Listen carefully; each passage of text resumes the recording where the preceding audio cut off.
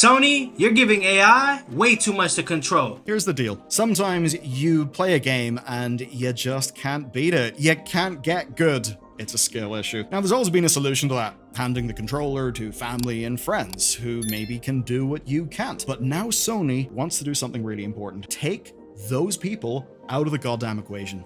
Because what if you could just select a menu option and hand control of your video game over to an AI? Hold up, so Sony wants to remove those people out of the equation, right, and integrate AI into the game and automate the process. I don't know who would buy a game when AI is doing all the gameplay. That makes no sense. It's like me watching a movie, right? I can't tell the actors what to do and what not to do. The movie's already been filmed. You get what I'm saying? So like if I have a game and AI is integrated into it and AI is doing all the gameplay, what's the point of even selling the game? I'm not even gonna be able to play. I'm just watching someone play. Bruh, that's all bad. Yeah, they're doing another generative AI in your video games thing. And this, allegedly, will be one that's capable of playing games better than you. Because all that I want to do is buy a game for full price and then have my PlayStation play the game for me. You have to look at it from this perspective. Sony's the company and we're the consumers. We're trying to buy Sony's product, which in this case, it's the game. And we're buying the game, the product, for us to be entertained. But the moment Sony integrates AI into their product and automates everything, it prevents us from becoming entertained. Hence the reason that we were even gonna buy the product in the first place. You catching my drift? So it makes no sense. It's actually hurting them and hurting their bottom line. I don't think that's a good idea, Sony. Real talk. It's more about the AI taking over whenever the player is physically incapable of managing the input. So you could use this to skip a difficult section, but there's a precedent for this type of thing. It's not about difficulty. It's not about having a special extra easy mode. Rather, it's about accessibility and giving people options. Quote, broadly speaking, an AI model is trained using training footage of gameplay of the game to identify game scenarios and learn the interactivity necessary to progress in the game from the training footage. Whoa, I guess I jumped the gun too fast, because I was feeling real skeptical about the concept of integrating AI into games. That's a no-no for me. But when I look at this, it's harmless, because at least you're giving the consumer the option to turn the AI on and off, based on how challenging the gameplay may be for that player. As long as you're providing that consumer the option to turn the AI on and off, good to go, man.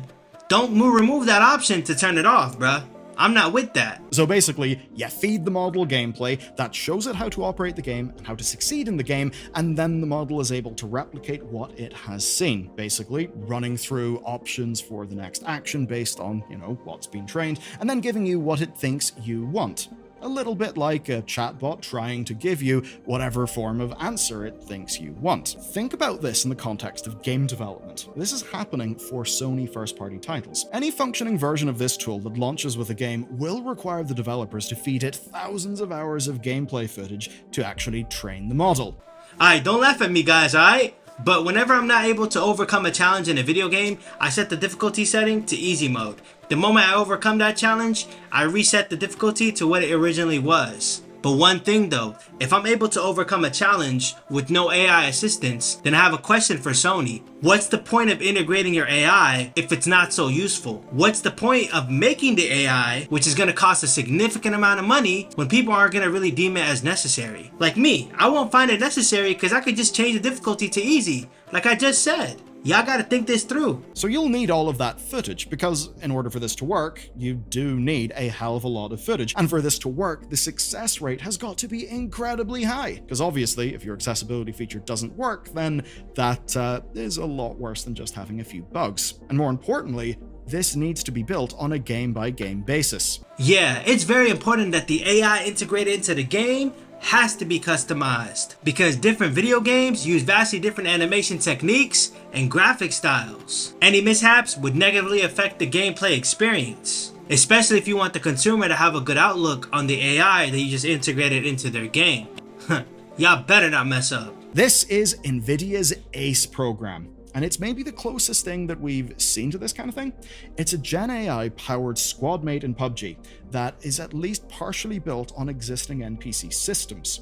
And that's being built by Nvidia, not Sony, who of course have got much less in the way of Gen AI backing and experience. I mean, if this was an Nvidia patent, I would totally buy them being able to do it. I mean, just look at some of the stuff that they're doing in the embedded AI and robotics sector at the minute. But the thing is, there's a difference between Nvidia and Sony. Nvidia makes specialized chips to power AI. Sony, on the other hand, does not. Nvidia is deeply rooted in the AI market and primarily in making the hardware to power the AI. But Sony, on the other hand, they got all different types of products. And I like to argue that a lot of their products don't have AI integrated into them. So it begs the question, do you guys really want to make this AI to integrate into your game? By even just creating that AI, you open doors to new competition. Like OpenAI, Nvidia, Gemini. You don't want to create something that's going to create competition. For real, man. Kind of interesting, but Sony doing this themselves for video games before those games have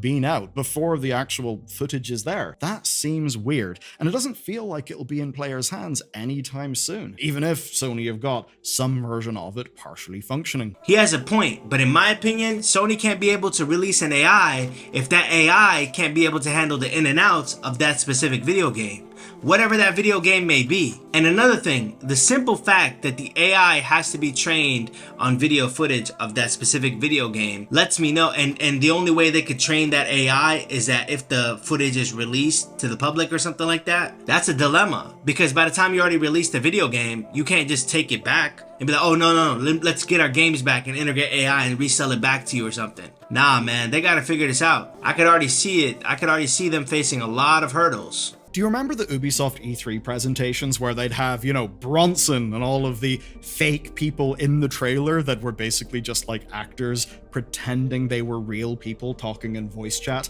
often babbling a lot of tactical nonsense? In that spirit. Truth be told, I've never really played this video game, so I can't tell you much about it. But if he's using this specific video game as an example, then some of those AI elements could be playing on in the background and you just haven't noticed it. So next time you play a game like this, try to pay attention. And I know it could just be nothing but CPUs, but still, notice if there's anything weird going on in that video game. It could be elements of AI. So is this Sony being so boneheaded to think that you are buying a PlayStation because you want it to do the playing for you? Or is it just them thinking of a novel implementation of a technology? And the thing is, it doesn't even have to be actually powered by AI. No. The promise of it just has to be enough to get past the review board to get that patent accepted. So it seems to me that Sony's doing all this AI stuff with video games deliberately just to get a patent. By them having a patent with AI dealing with video games, they get to license it to other companies. And what? They get to make a profit. Nobody can use that specific technology, or I guess that idea, without approval from Sony. Ah, I see what y'all doing. So essentially, Sony's trying to meet those requirements that are set by the government because they're the only ones who can give them the patent. It makes a lot of sense why all this AI stuff is going on in video games. And once it is, well, great, you can get licensing. Your lawyers will have something to do. Isn't that fun? And Sony, I have a killer idea for you. Use this tech to make AI opponents and use that to relaunch Concord. No, please, Sony, do not relaunch any video games of the past. Don't relaunch them today with AI. We don't want that. Let us rejoice the memories of the past. That's what I gotta say. But I want to know what you got to say, man. Let me know in the comments below what y'all think about all this AI being integrated into video games. And I'll see y'all next time. Peace and love.